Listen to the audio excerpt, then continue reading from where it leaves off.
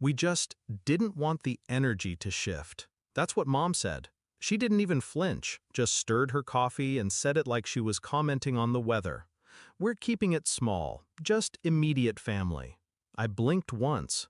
I am immediate family? She looked away.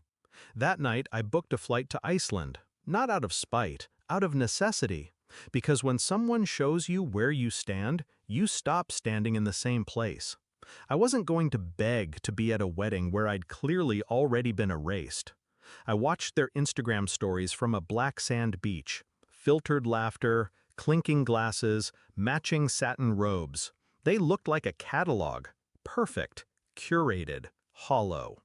I didn't double tap, didn't message, just watched the faces of people who swore they loved me toast in my absence. It wasn't always like this. Sophie used to sleep in my bed when there was a storm. She once punched a kid in 8th grade for calling me weird. We shared secrets like they were currency. And then somewhere between my college depression and Dad's second stroke, I became inconvenient.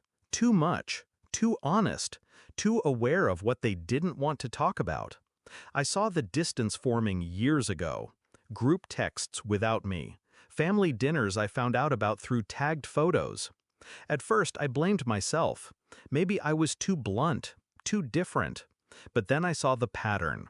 When you stop playing the role they wrote for you, the whole cast turns cold. I didn't tell them I was leaving the country, didn't post, didn't explain. I just vanished into a place where the silence matched my own. 3 days before the wedding, Dad called, or tried to, twice. No voicemail, just missed calls and a third-party message from Aunt Teresa. Your dad's been asking for you. He thinks you're coming. I didn't reply. If they wanted me there, they should have planned like it. The morning of the wedding, my phone rang. Mom. I let it ring. Then Sophie. Then Dad. They left voicemails this time. All 3 voices, frantic, brittle, a little too late. They wanted me to come just for the pictures. Not for the moment, not for the meaning, for the optics. So I did something better. I gave them a show they wouldn't forget. 2 months earlier, I'd started documenting everything. Screenshots of conversations where I was excluded. Photos from events they said never happened. Emails, calendar invites, wedding planning threads that proved they'd chosen this. And Sophie? She had told her maid of honor, someone I went to college with, that she didn't want drama energy at her wedding, that I might make it about me. She didn't know that girl still liked me better. She sent me screenshots too. So I compiled a digital scrapbook, not of rage, not even revenge, just receipts, titled The Ghost at the Wedding. I uploaded it to a private link. Then I sent it. To everyone. Every cousin, every family friend, every work contact listed in Mom's planning email. Since I couldn't be there, I thought I'd share the version of events you didn't see. I pressed send.